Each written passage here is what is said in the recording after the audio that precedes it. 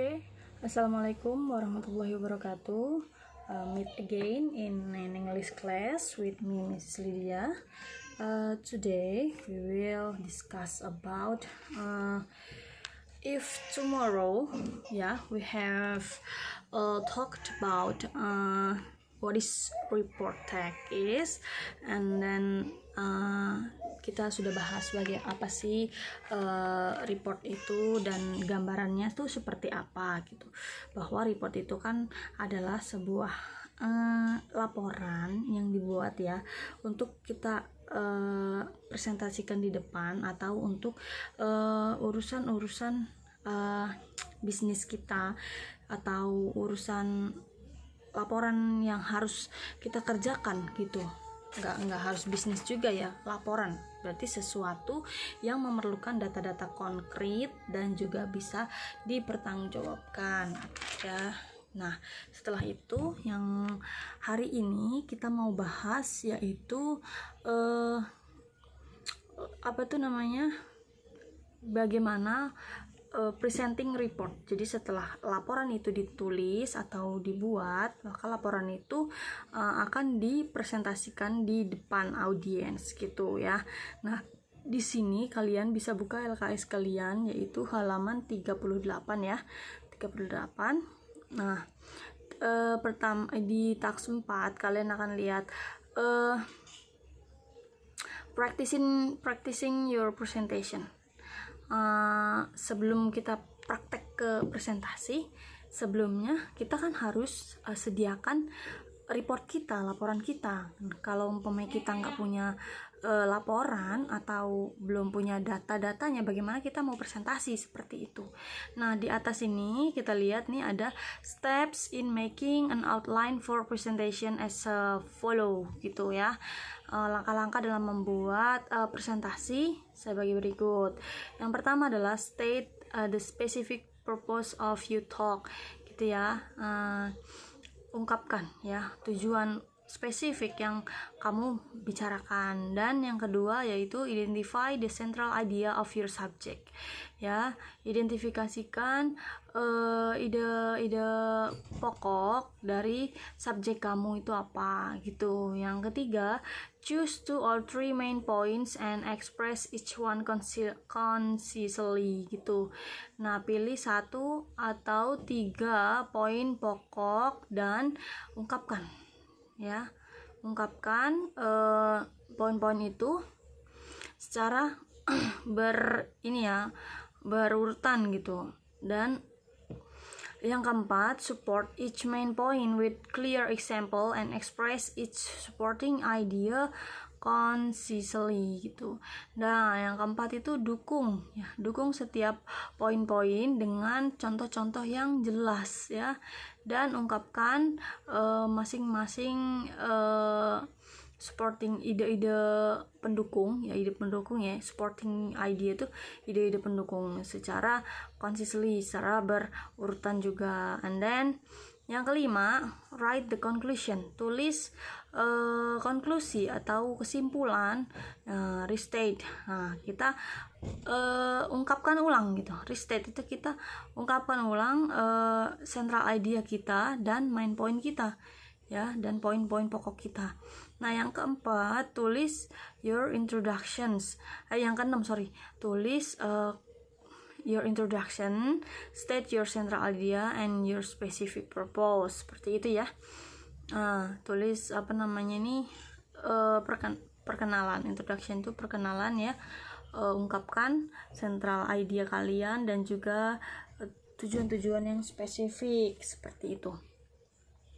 Jadi dalam membuat suatu report ini kita butuh judul kita report ini apa sih gitu kan, judulnya ini apa gitu, dan juga pengenalan atau introduction. Pengenalan di sini maksudnya adalah laporan yang kita mau buat itu berkenaan tentang apa gitu ya. Contoh kalau di halaman 36 di sini kan di paragraf pertama ini berisi introduction atau perkenalan. Itu assignment as a term before following the final examination. This report is a result of my report ya. Observation in CV Media Usaha Company at Jalan Solo Sragen, KM2 Central Java. This company is one of kind of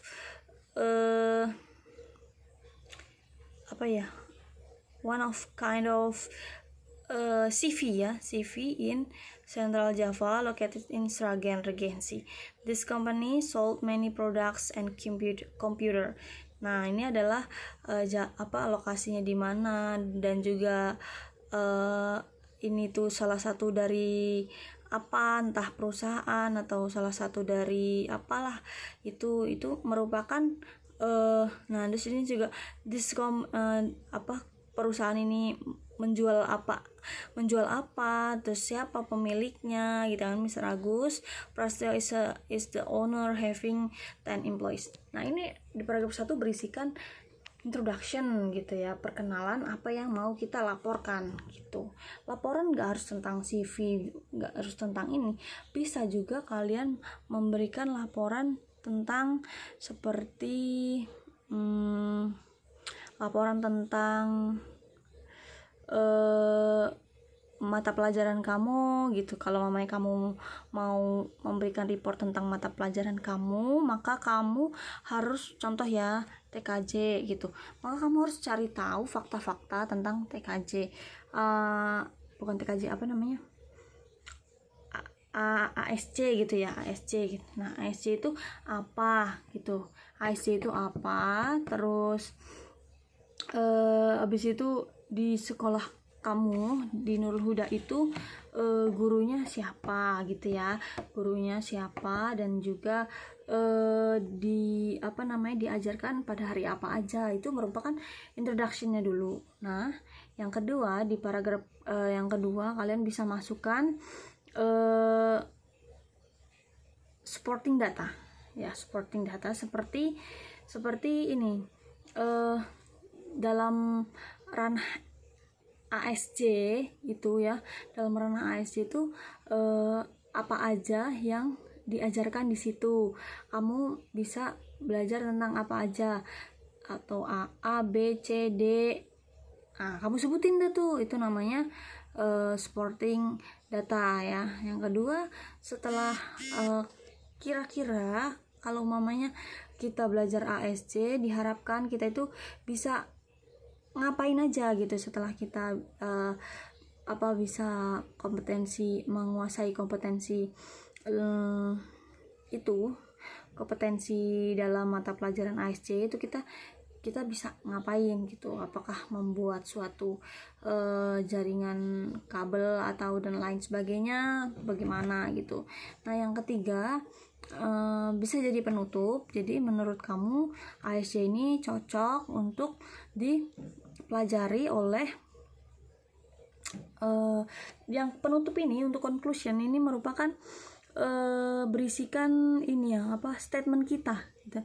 Menurut saya setelah saya bahas tentang keunggulan dari ASC itu memuat pembahasan apa aja, dan juga bagaimana dalam lingkup pembelajaran ASC itu, ataukah sedikit sulit ataukah mudah, seperti itu. Nah, untuk dikonklusi atau penutup, kalian bisa simpulkan. Jadi ASC ini menurut saya dengan pelajaran yang sedikit sulit, karena kita harus menguasai gini. Tapi yang kita sebutkan adalah yang sudah kita tuliskan di paragraf kedua gitu ya, di pembahasan. Nah, terus kita bilang lagi itu ASC, tapi di balik kesulitannya, ASC juga menurut saya cocok gitu ya untuk dipelajari oleh siswa khususnya TKJ seperti itu, karena kita akan lebih tahu tentang jaringan-jaringan kabel atau apalah itu. Nah, udah gitu doang. Nah, sekian dari presentasi saya, dan saya buka untuk yang ingin bertanya seperti itu. Nah, gitu. Itu namanya pembuatan kerangka dalam membuat sebuah report text gitu ya. Jadi kalian harus buat kerangkanya dulu gitu. Atau kalian nggak mau bahas mata pelajaran, kalian mau bahas apa ya? Kalian mau bahas tentang keunggulan dari berbisnis online contoh. Jadi kalian harus buat dulu laporannya. Pertama-tama bisnis online itu apa, dijabarin. Nah, itu di introduction. Bisnis online itu apa, dan bisnisnya itu dalam ranah apa gitu, dan cara ininya gimana gitu ya.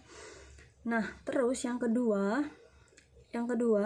yang di paragraf kedua kalian bikin main pointnya itu adalah bagaimana cara kerja bisnis online gitu, dan apa yang dijual itu nanti gimana prosesnya gitu, dari pemesanan sampai packing. Mungkin kalau ada mau ditambah paragraf ketiga, kita buat omsetnya itu berapa dalam berbisnis online jika kita serius menjalaninya gitu. Omset bisnis online itu kan bisa tuh, seandainya kita bisa tekun, maka kita akan diharapkan kita bisa mencapai omset sekian, dihitung deh tuh, karena kalau kita sehari bisa menjual sekian, maka kalau dikalikan sebulan kita akan menghasilkan sekian. Dan ini menurut akan sangat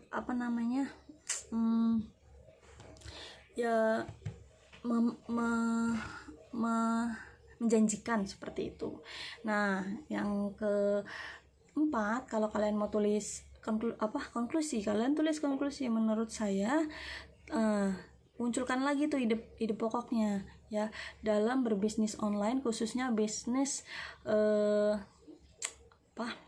makanan ya. Bisnis makanan online menurut saya adalah sangat menjanjikan, karena di samping pengerjaannya yang simple atau gitu ya, kita bisa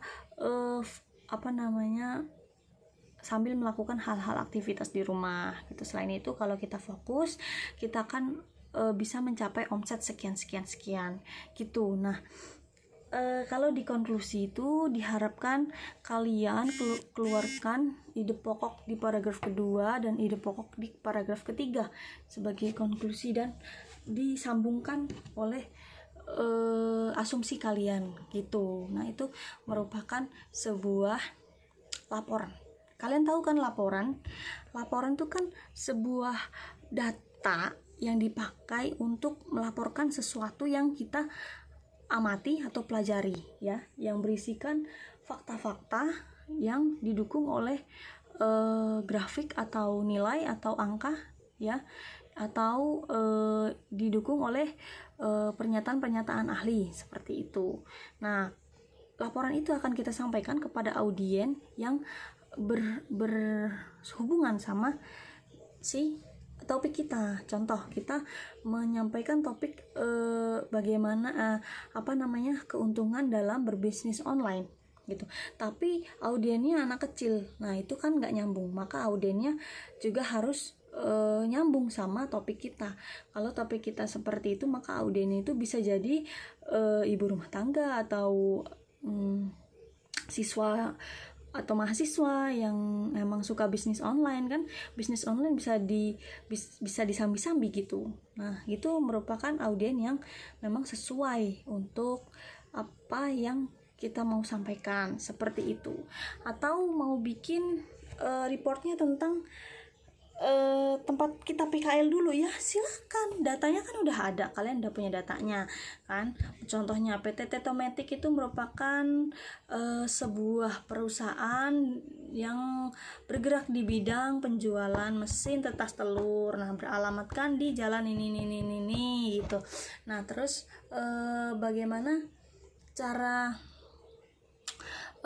dan siapa pemiliknya siapa, kalau tahu ya disebutkan, kalau nggak tahu ya kalian hanya tuliskan siapa manajernya atau gitu, yang memimpin di situ siapa gitu.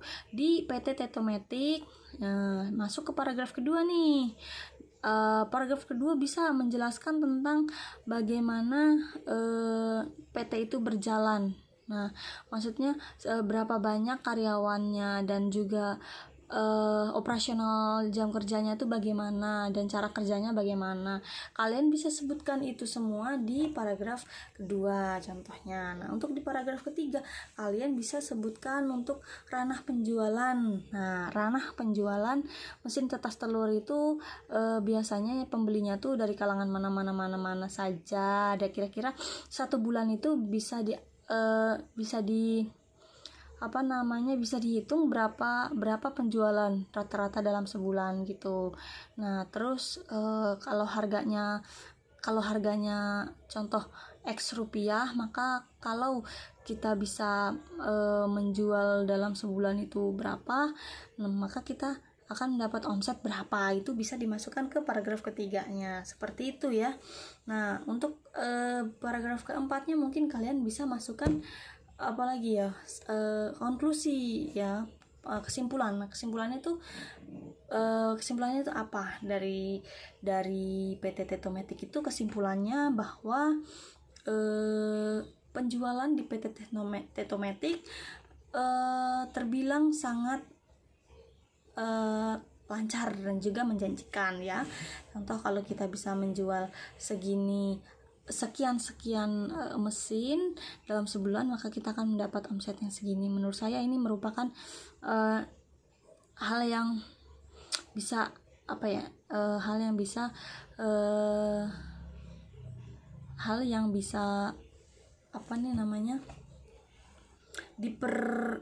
dipertimbangkan gitu ya, maksudnya dari segi omset dan lain sebagainya, seperti itu. Nah, untuk itu kamu bisa buat laporan dari tempat PKL kamu yang seperti yang saya bilang tadi gitu. Kan kita mau bicara tentang writing report gitu kan. Sebenarnya tugas kamu dalam membuat laporan PKL yang sebagai bahan syarat untuk kalian praktek nanti, itu juga merupakan laporan ya. You have